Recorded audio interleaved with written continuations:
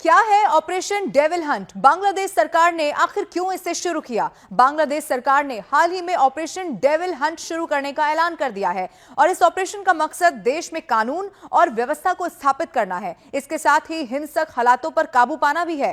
Devil Hunt के तहत बांग्लादेश में हिंसा फैला रहे लोगों पर एक्शन लिया जा सकेगा। भारत के पड़ोसी देश बांग्लादेश में अभी भी हालात काबू में नहीं हुए हैं।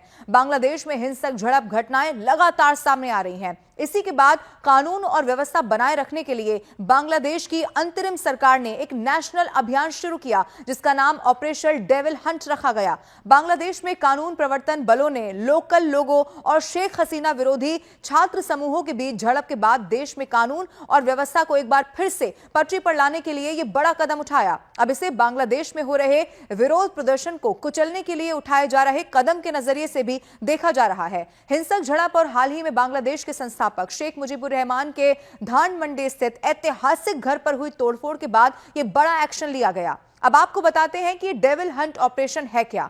बांग्लादेश के गाजीपुर में लोकल लोगों और शेख हसीना के विरोधी छात्रों के बीच झड़प हुई और इसी के बाद बांग्लादेश की मोहम्मद यूनुस की कमान में अंतरिम सरकार ने ऑपरेशन शुरू करने का निर्णय लिया। छात्रों पर हुए आतंकवादी हमलों के संबंध में गृह मंत्रालय में कानून और व्यवस्था को लेकर एक बड़ी बैठक हुई और इसी मीटिंग में कानून व्यवस्था को बनाए रखने और आतंकवादियों को कानून के दायरे में लाने के लिए संयुक्त बलों के साथ मिलकर ऑपरेशन डेविल हंट चलाने का निर्णय लिया गया।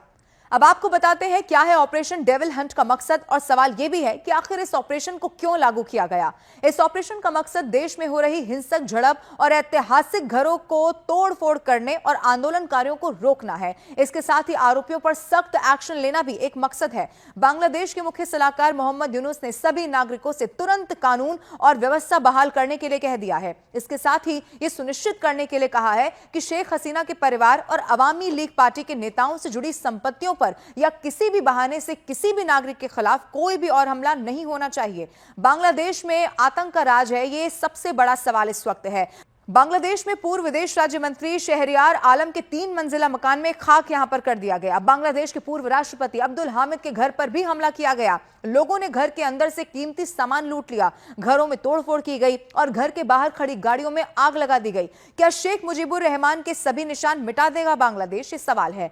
और आपको यह भी बता दें कि बांग्लादेश को आजादी दिलाने वाले शेख मुजीबुर रहमान के तमाम निशान को मिटाने के लिए देश में वहां एक अभियान चलाया जा रहा है। कमिला सिटी पार्क में शेख मुजीबुर रहमान की एक मूर्ति को बुलडोजर से ध्वस्त किया गया। वहीं नारायणगंज में कोर्ट परिसर में भी शेख मुजीबुर रहमान की मूर्ति को ध्वस्त कर दिया गया। इसके अलावा बांग्लादेश के अलग अलग हिस्सों में अवामी लीग समर्थकों के खिलाफ अभियान चलाया गया। ऐसा लगता है कि ऑपरेशन डेविल हंट के जरिए शेख हसीना और उनके समर्थकों को नेस्तनाबूद कर देना चाहते हैं मोहम्मद यूनुस। उपद्रवियों के खिलाफ कोई कार्रवाई नहीं हो रही है। अगर यूं ही चलता रहा और ऐसी ही घटनाएं बदस्तूर जारी रही तो बहुत जल्द ही बांग्लादेश गृह युद्ध की आग में जल सकता है।